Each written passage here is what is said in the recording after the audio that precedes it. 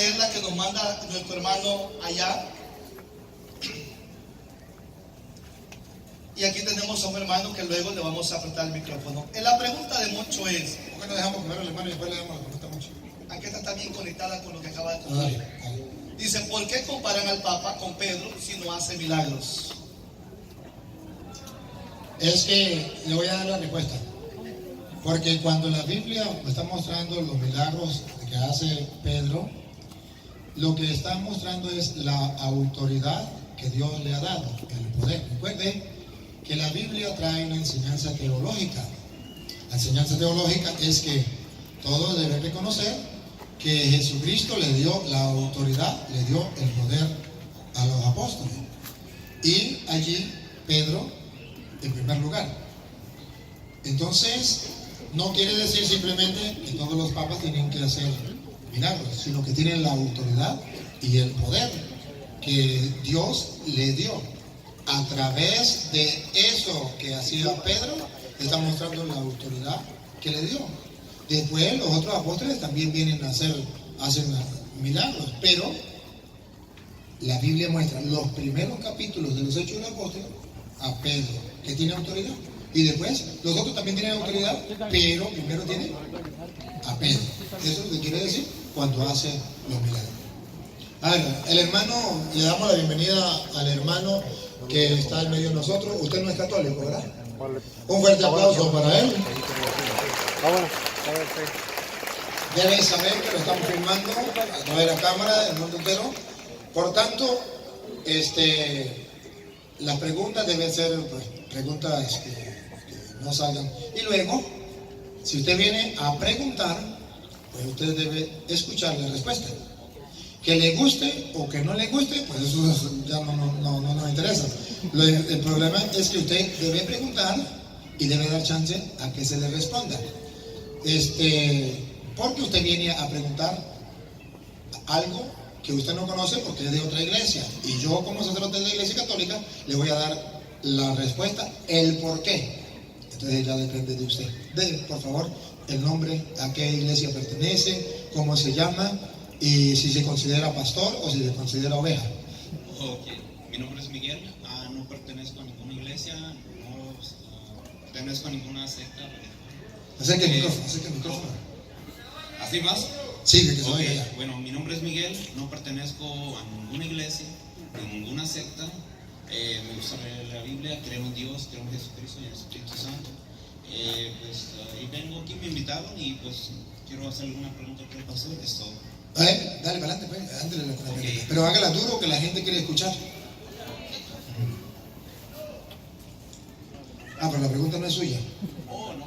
Sí, sí es mía.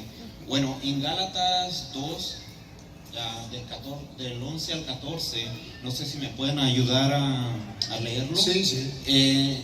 Pablo reprende a Pedro y me gustaría saber, pues, ¿qué opina usted de esto? Léalo. Si alguien me puede ayudar.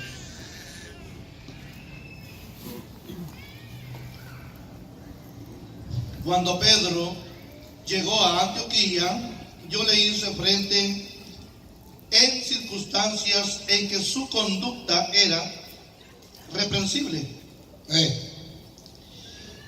Cuando la conducta del Papa,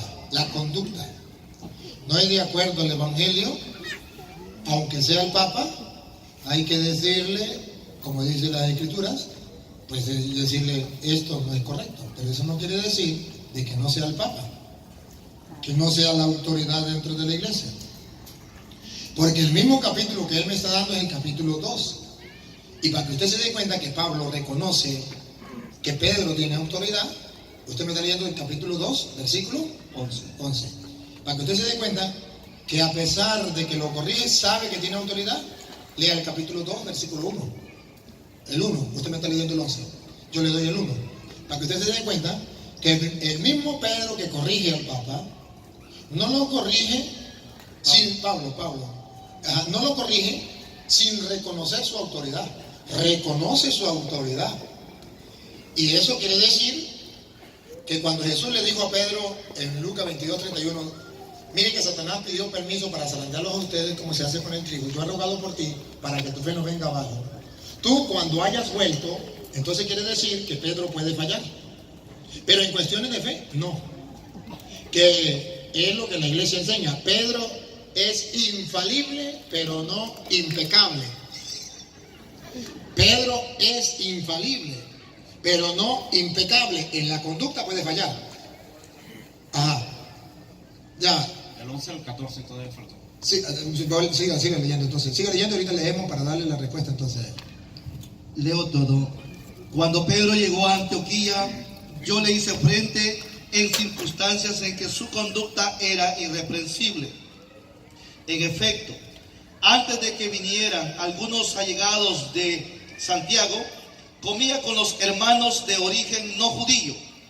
Pero después de que llegaron estos, empezó a alejarse y ya no se juntaba con ellos por temor al grupo judío.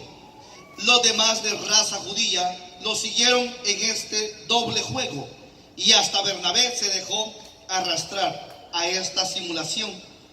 Cuando advertí que no andaban directos según la verdad del Evangelio, le dije a Cefas, delante de todos: si tú, que has nacido judío, te has pasado del modo de vivir de los judíos al de los otros pueblos, ¿por qué ahora impones a esos pueblos el modo de vivir de los judíos? Ajá, ahora sí, pase el micrófono. Ahora sí, hasta ahí. Ahora sí, formalice la pregunta, ¿ves? Ok, como le había comentado anteriormente, hay un versículo que habla que...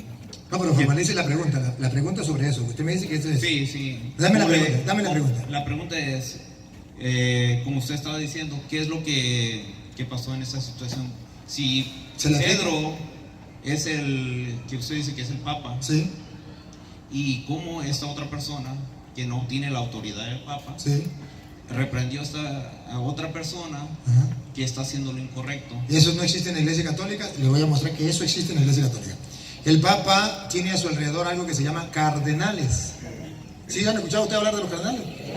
Que los cardenales, cada uno tiene su ministerio y ellos le dicen al Papa: no nos parece esto. Por eso existen los cardenales. No es que cualquier católico dice: el Papa está... No, para eso existen los apóstoles. Ahí estaba Pablo. Pablo no era cualquier caído de la mata.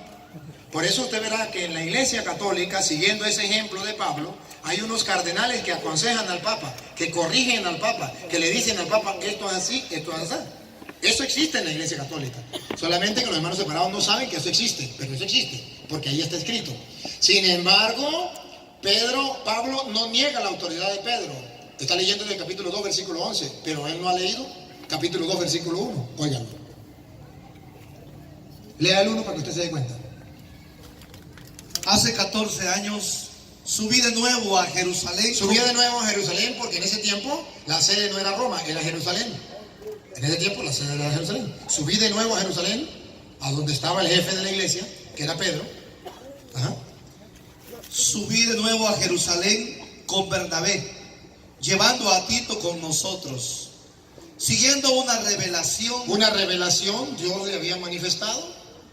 Fui para exponerles el evangelio que anuncio. Fui para exponer lo que yo predico.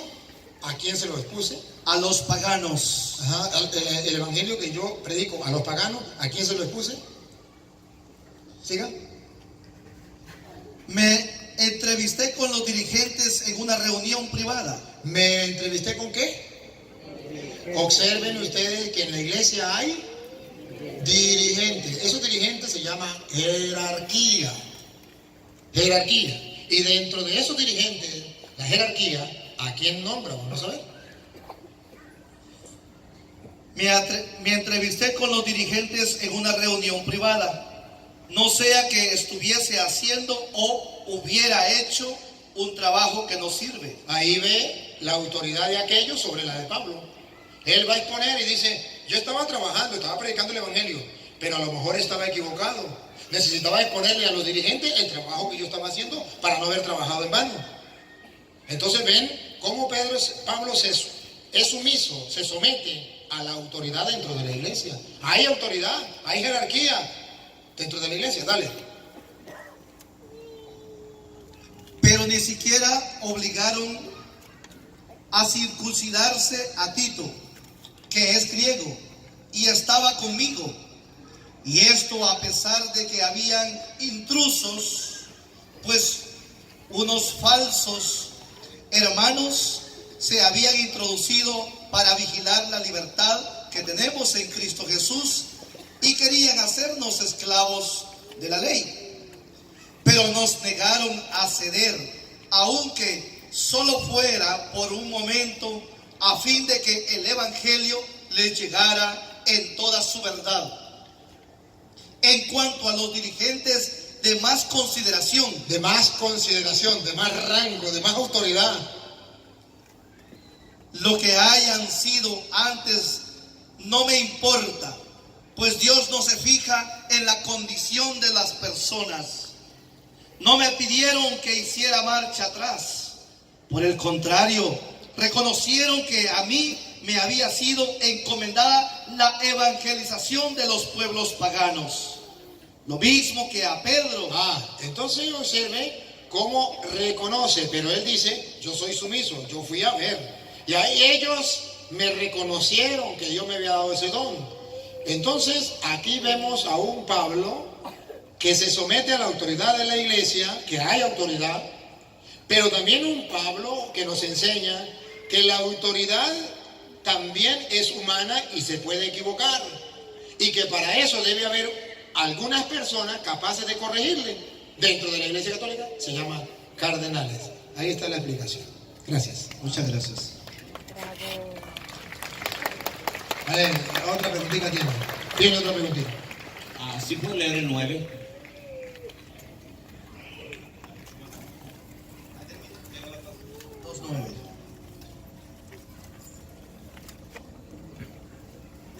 Santiago, Cefas y Juan reconocieron la gracia que Dios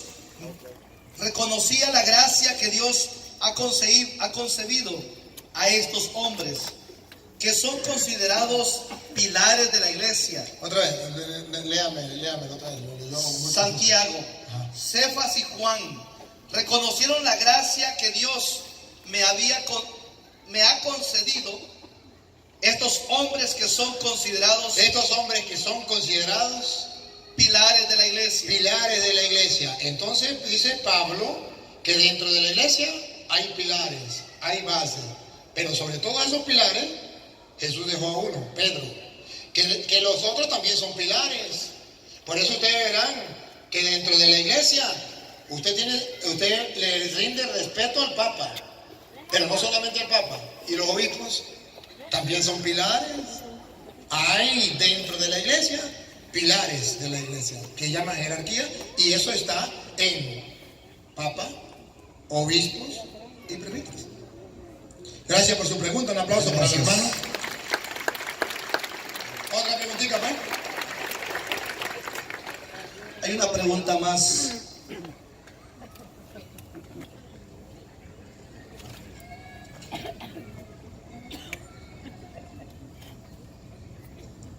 A ver, ¿usted es católico o no? A ver, pásale el micrófono. A ver, ¿usted es católico o no? Pues ahorita me considero que, pues sí, soy católico, pero estoy debatiendo en qué creer ahorita. Ok. Porque tengo unas dudas y por eso vine para que me las pudiera... ¡Aplauso! Bienvenido. Llegaste a donde tenía que llegar. Y yo, humildemente... Ese es el trabajo, y eso quiero que el mundo sepa, que el Padre Toro no viene a pelear con los hermanos separados como me están calumniando. Yo vengo a aclararle las dudas a los hermanos que o fueron católicos o son católicos y tienen esa duda y que nadie les está respondiendo. Y hoy quiero que quede claro que ese es mi trabajo. Que me calumnien, que digan todo lo que quieran, mis respetos. Pero el mundo ha de saber a través de las redes sociales que este sacerdote del Dios Altísimo no pelea con los protestantes. Les dice la verdad, sí. Y de mi lado se van se van adoloridos, pero no engañados. Y esa es la tarea, aclarar la duda a los que no tienen firme su fe. Por eso me siento dichoso, feliz, de que este hermano diga lo que dijo. Que es un católico confundido, que tiene interrogantes, porque el mundo entero está lleno de católicos confundidos que tienen interrogantes, y los que tenemos algún compromiso o la misión de enseñar, catequizar, evangelizar, no nos estamos preocupando por la oveja que está herida o que está descarriada. Y el buen pastor deja las preguntas de las 99 y escucha la de la oveja que quiere salir, que quiere ser sanada, para sanarle, porque así dijo Jesús. ¿Y sabe qué decía un padre que le dije que se la iba a robar y se la robó?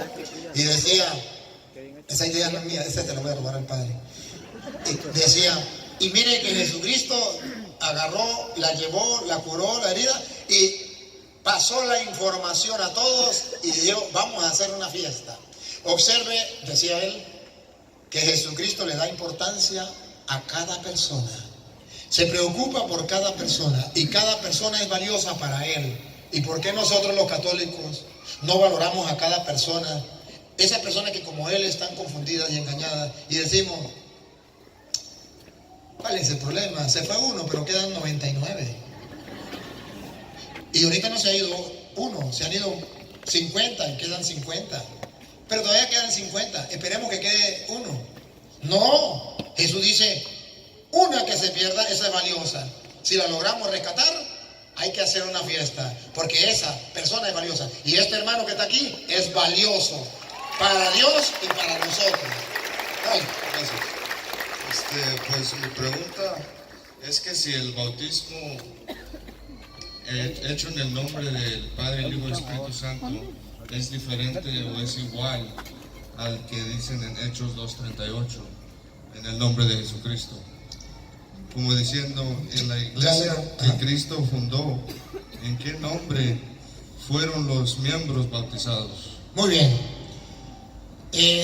Es una mala interpretación, no hay contraposición. En Mateo 28:19 dice, bauticen en el nombre del Padre, del Hijo y del Espíritu Santo.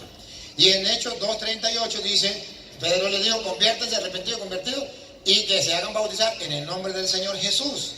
Los hermanos, sobre todo los pentecostales unidos, se confunden. Y dice, la primera comunidad cristiana bautizaban en el nombre del Señor Jesús.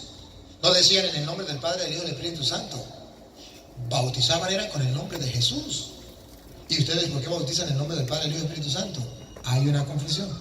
Yo quiero que el mundo entero sepa dónde está la confusión. Léame Hechos 2:38. Ustedes lo van a ver. Y les voy a aclarar de la mejor manera sencilla posible para que ustedes capten la idea. Hechos 2:38.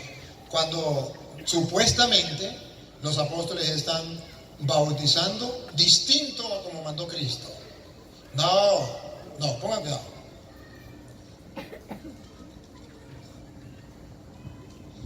Pedro les contestó, arrepiéntanse y que cada uno de ustedes se haga bautizar en el nombre de Jesús. A ver, pregunto.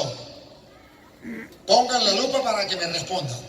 La pregunta mía es, ¿Pedro los mandó a bautizar con el nombre o en el nombre? Repítalo. Pedro les contestó, arrepiéntanse y que cada uno de ustedes se haga bautizar en el nombre de Jesús. No es con el nombre, es en el nombre. Los pentecostales piensan que Pedro dijo, hay que bautizar con el nombre. Que si usted no dice Jesús, no está bautizado. Tiene que usar el nombre. Ellos no entienden lo que significa en el nombre. En el nombre es distinto a con el nombre. Con el nombre significa que yo tengo que bautizarlo y pronunciar el nombre Jesús. Y en el nombre significa que yo vengo con la autoridad de Jesús, de parte de Jesucristo. Yo vengo en el nombre de Petronilo, en el nombre de Pánfilo. Significa que no vengo por mi cuenta, vengo porque aquel me mandó. Y cuando la Biblia dice en el nombre, no dice con el nombre. Pero los hermanos separados entonces dicen, aquí, aleluya, acabamos de descubrir una luz, estábamos en la oscuridad, gloria al Señor. No digan mentira, se está confundiendo. Le voy a poner un ejemplo. Cuando Jesucristo mandó, y ustedes van a ver, Jesucristo mandó en Marcos capítulo 16, versículos Marcos 16, 17. Él mandó a los apóstoles, los manda y les dice unas señales que sucederá cuando crean en Él. Dice, en mi nombre van a expulsar demonios. Ustedes van a escuchar. En mi nombre, no dice con mi nombre, sino en mi nombre. Una cosa muy distinta. En mi nombre, con el nombre. Vamos a ver, cuando mandó a la gente. Estas señales acompañarán a los que creen. Vamos a ver. En mi nombre. No con el nombre. En el nombre. Imagínense usted que llegue y usted diga, pues voy a expulsar demonios, porque aquí dice, en mi nombre, dale, en mi nombre. En mi nombre echarán demonios. Ajá. A ver, dígame una cosa. Si fuera como dicen los pentecostales, entonces usted encuentra un endemoniado, usted dice, Jesús, Jesús, Jesús, Jesús. Y los demonios tienen que salir corriendo porque tienen que, con el nombre van a expulsar demonios. ¿Jesús mandó a expulsar demonios con el nombre o en el nombre? En el nombre. En el nombre significa de parte de Jesucristo. Ahora ustedes ya miraron que cuando Jesucristo mandó es en el nombre. ¿Sí? En el nombre, no con el nombre. Pero resulta que había unos pentecostales unidos.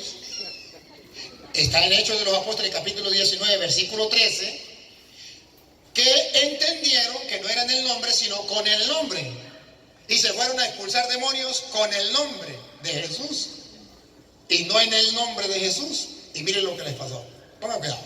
Hechos 19, 13. Incluso algunos judíos ambulantes que echaban demonios trataron de invocar el nombre del Señor. Ellos pensaban que era con el nombre. Siga. Jesús. El nombre de Jesús. Siga. Sobre los que tenían espíritus malos, diciendo, yo te ordeno en el nombre de ese Jesús. De ese Jesús. Observe que Jesús le dijo, en mi nombre expulsarán demonios. Vamos a ver si se cumplió. Dale. En el nombre de ese Jesús, a quien Pablo predica. Siga. Entre los que hacían esto estaban los hijos de un sacerdote judío llamado Escevas. Un día entraron en una casa y se atrevieron a hacer eso. Pero el espíritu malo les contestó. La lupa, pongan la lupa. El espíritu malo les contestó. Conozco a Jesús. Conozco a Jesús. Y sé quién es Pablo. Y sé quién es Pablo. Pero ustedes, ¿quiénes son? La pregunta es, en el nombre significa con la autoridad. A Jesús lo conozco, a Pablo también, pero ¿con qué autoridad usted me manda a salir?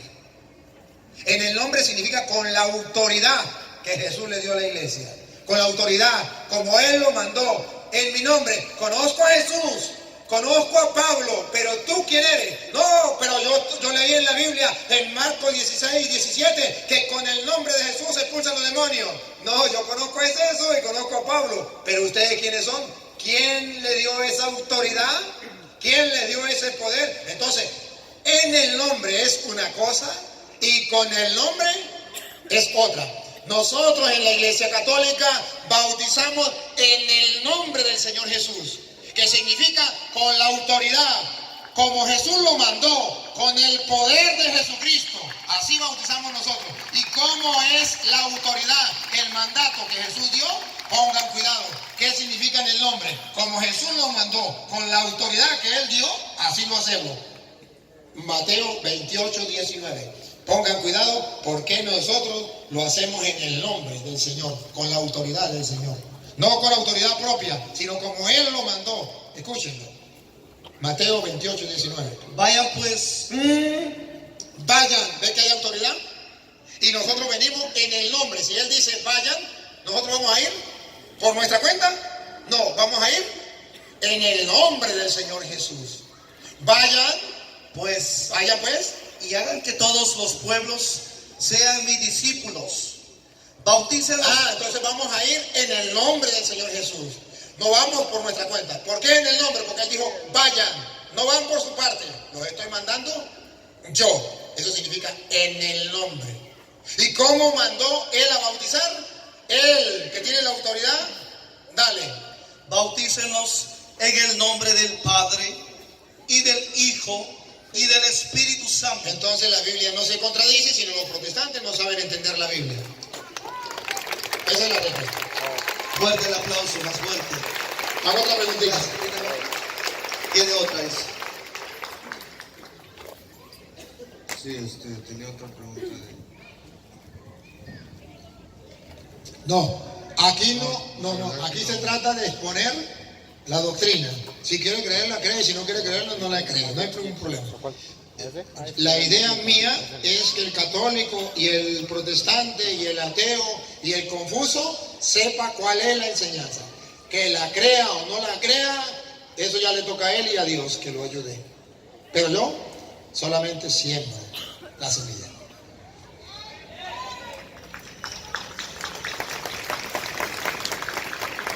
Otra pregunta, mientras él encuentra la de él. Mientras él encuentra, haga otra pregunta a las que están allá. Mientras él encuentra la pregunta, formula la pregunta.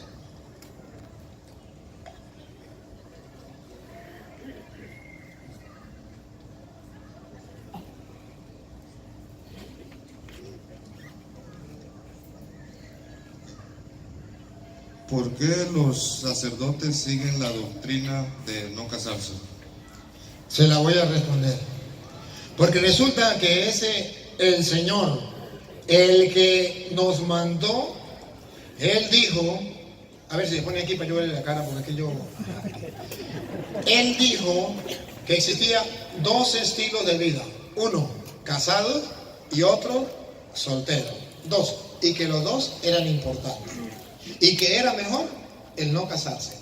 Mateo capítulo 19, versículo 9 en adelante. Ustedes verán que en Mateo 19, 9 va a comenzar a hablar del matrimonio. Y después habla del celibato. Y dice que es mejor el celibato, no casarse. Y usted va a escuchar lo que dice el maestro. No me importa lo que digan los hermanos separados. Aquí no se trata de lo que digan los hermanos separados. Aquí me trata de lo que enseña, porque nosotros somos cristianos. Usted da el versículo, ahorita da el versículo. Deje que él dé el versículo primero y después yo se lo explico. No. Léalo, ya lo tiene listo ahí. Usted lo busca, téngalo listo. Dale. Yo les digo, el que se divorcia de su mujer ¿Está hablando del matrimonio o no? Está hablando del matrimonio, siga. fuera de una unión legítima, Ilegítimo. fuera de una unión ilegítima y se casa con otra, comete adulterio. Usted está hablando que el matrimonio se respeta o no se respeta. Se respeta. Al punto que no lo respete, comete adulterio. Siga. Los discípulos le dijeron, Los discípulos le dijeron, escuche, pongan la lupa, escuche. A ver, ya va, me digo que el hermano que me hizo la pregunta, si está interesado en escuchar la respuesta, debe escuchar. Ciérrala ahí, ahorita te pregunta. Escuche la respuesta. Dale. si esa es la condición del hombre, Si el hombre se tiene que calar una tigra para toda la vida, si esa es la condición del hombre listo, la cámara. que tiene mujer, es mejor no casarse. Tácata. Está hablando que entonces sería mejor. Vamos a ver si Jesús dice que está bien eso o que es mentira de los apóstoles. A ver si Jesús apoya el no casarse. Dale.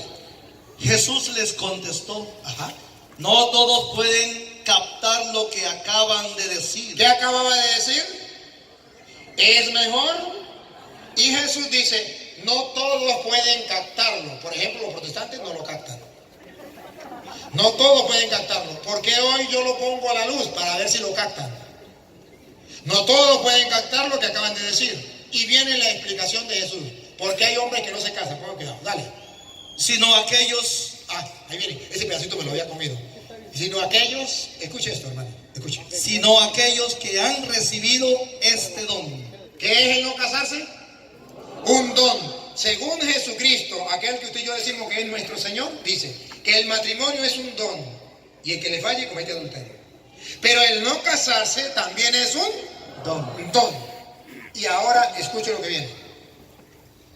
Hay hombres que han nacido inucos. Eunuco significa incapacitados para el sexo. No funciona. Ese no es el caso del cura. Dale. Segundo.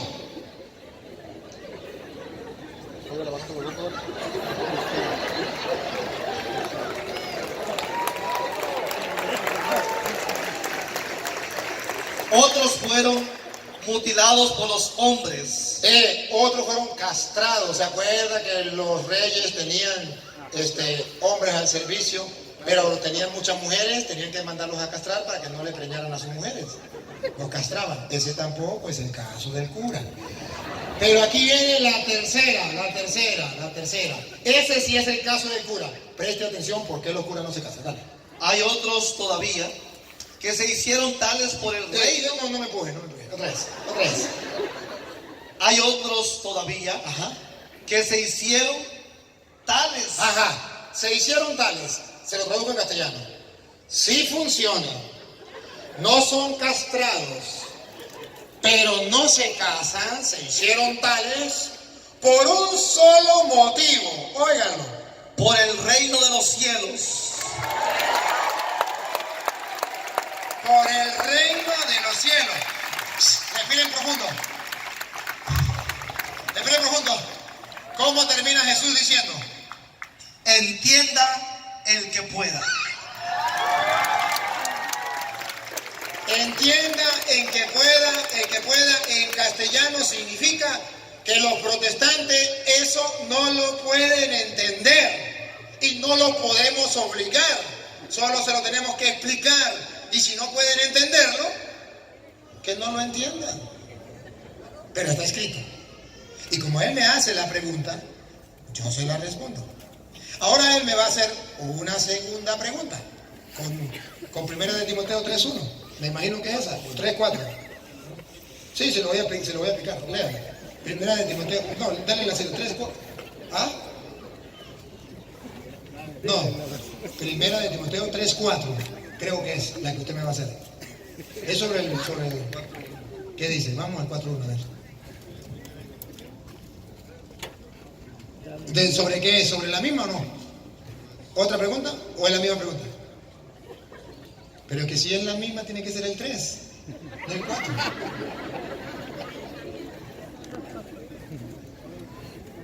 Si es otra pregunta, es el 4. Léale 4:1 a veces, dale.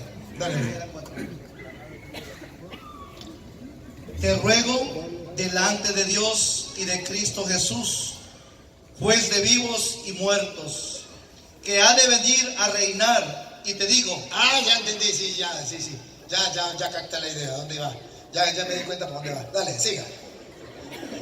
Predica la palabra, insiste a tiempo. No, usted está leyendo la segunda y es primera, ¿verdad? Es primera, usted está siguiendo la segunda, es la primera. Pero ya lo agarré, ya sé lo que viene.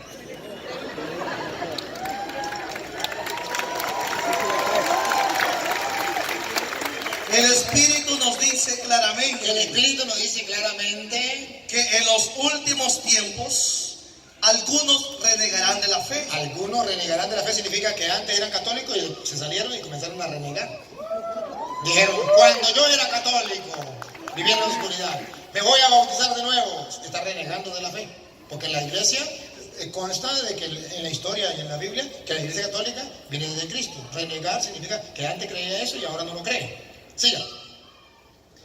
Que algunos renegarán de la fe para seguir espíritus seductores. Pero sí los inspira un espíritu, pero no el Espíritu Santo. El Espíritu Santo no. Si son espíritus los que les hablan a ellos. ¿Es que me habló el Espíritu? Claro que sí. Espíritus seductores, repítalo. Para seguir espíritus seductores. Espíritus seductores. ¿Y qué significa seductores? Las mujeres lo saben cuando un hombre las seduce. Que cuando el hombre le dice, mire, yo quiero que usted sea mi novia. No. Yo quiero que usted sea la mamá de mi hijo. No. les manda tarjetica, les manda chocolatico, les manda florecita, les pinta pajaritos preñados y les seduce, y cuando la mujer se da cuenta está preñada y dice, me preñó ese vagabundo barrigón, mueletado, tan feo y no me di cuenta. Pues ahora crío el chino solo porque yo con ese no me caso. La sedujo. Bueno, espíritus seductores, que usted decía, yo soy católico y muero católico porque mi abuela era católica y mi abuelo era católico y mi padre también. Yo meterme evangélico nunca. Y llegó un evangélico y comenzó y lo sedujo. Ahora se metió evangélico. Dale, espíritus seductores. Para seguir espíritus seductores y doctrinas diabólicas. Ay. No todas las doctrinas son de Cristo. No todas las sectas enseñan doctrinas de Cristo. Hay sectas que enseñan doctrinas diabólicas, no son las de Cristo.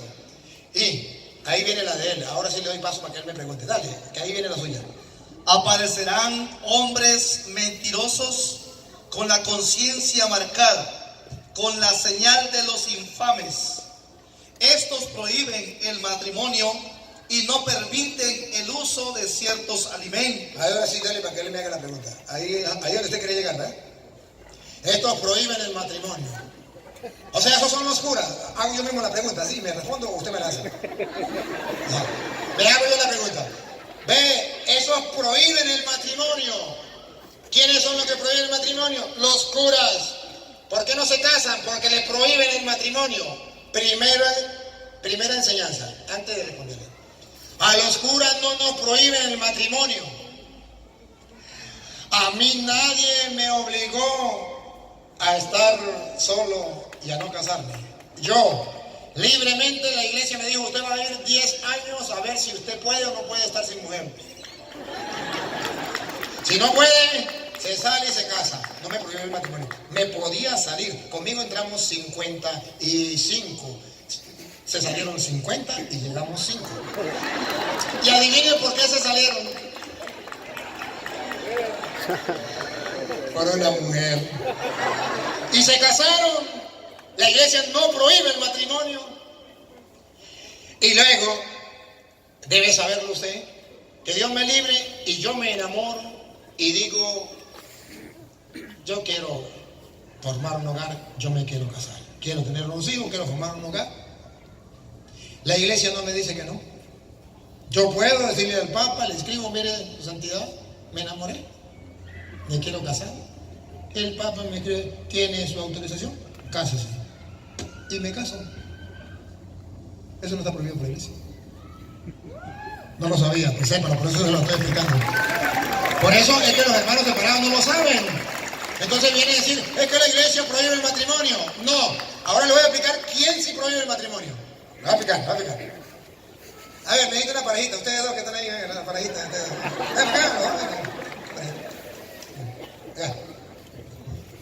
Los ejemplos ilustran. Voy a ilustrarle. Acá. Aquí vemos a la hermana Araceli y el hermano Jesús. Ellos están locamente enamorados. Ellos se quieren casar. Y no, usted no se va todavía, venga, Pedro. Venga para acá. Venga para acá. Aquí, pásame aquí porque aquí al frente, aquí. Eso. Ellos se quieren casar. Araceli y Pedro se quieren casar. Bueno, llámese como se llame.